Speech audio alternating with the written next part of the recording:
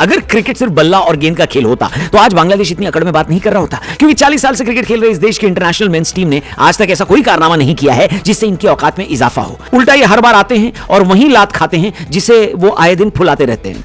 बात तो सही है, क्रिकेट आज की दुनिया में सिर्फ बैट और बॉल का खेल नहीं है। अब क्रिकेट में पैसा, पावर और पॉलिटिक्स भी इन्वॉल्व हो चुका है और इसी खेल में आज आमने सामने है बीसीसीआई और बीसीबी यानी बांग्लादेश क्रिकेट बोर्ड। एक तरफ दुनिया का सबसे ताकतवर क्रिकेट बोर्ड और दूसरी तरफ एक ऐसा बोर्ड जिसकी पूरी इकोनॉमी इंडिया टूर की वजह से टिकी रहती है। तो चलो जानते हैं बीसीसीआई के सामने क्या है बीसीबी की औकात, कौन कितना अमीर है और किसके पास कितनी ताकत है, और बीसीबी का बीसीसीआई से पंगा लेना आखिर कितना भारी पड़ सकता है। चलिए शुरू करते हैं। सबसे पहले बात करते हैं बीसीसीआई की। आज अगर दुनिया में कोई क्रिकेट बोर्ड है जो आईसीसी से ज्यादा ताकतवर माना जाता है तो वो है बीसीसीआई। मीडिया रिपोर्ट्स के मुताबिक बीसीसीआई की कुल नेटवर्थ लगभग 18,700 करोड़ है। सिर्फ नेटवर्थ ही नहीं, एक रिपोर्ट कहती है कि 2025-26 फाइनेंशियल ईयर में बीसीसीआई की अनुमानित कमाई 8,963 करोड़ थी।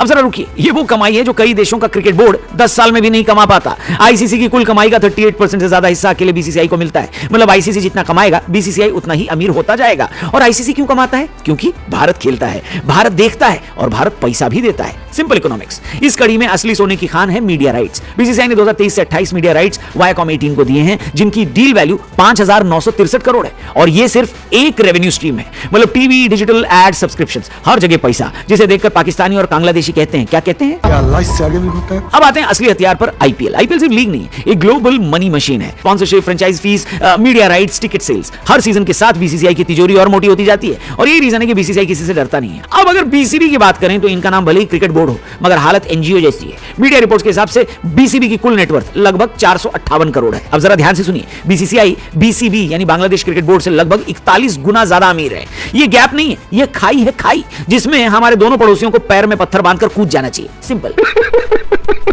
ऊपर से पाकिस्तान और बांग्लादेश जैसे इन देशों पर आईसीसी रेवेन्यू शेयर में भी मार पड़ती है। जहां बीसीसीआई को मिलता है 38% से ज्यादा, वहीं बीसीबी को मिलता है लगभग 4.4%। मतलब आईसीसी की थाली में बीसीबी के हिस्से सिर्फ टुकड़े आते हैं। बीसीबी की कमाई के मेन सोर्स क्या है वो भी देख लेते हैं। Bangladesh premier league BPL BCB की सबसे बड़ी उम्मीद है, लेकिन व्यूअरशिप लिमिटेड है, ग्लोबल रीच है नहीं और स्पॉन्सरशिप कम है। और आईपीएल के सामने बीपीएल की औकात डिस्ट्रिक्ट टूर्नामेंट जैसी है। अरे बाप रे, ये तो धोती खोल रहा है। अब असली बात, बायलैटरल सीरीज के लिए बीसीबी टोटली इंडिया पे डिपेंडेंट है। जब भी टीम इंडिया बांग्लादेश जाती है बीसीबी की चांदी हो जाती है। Broadcast rights, stadium full, sponsors active. लेकिन अगर अब बीसीसीआई कह दे कि कोई बायलैटरल सीरीज नहीं होगी तो बीसीबी की पूरी इकोनॉमी हिल जाएगी। साफ शब्दों में उनके घोड़े लग जाएंगे।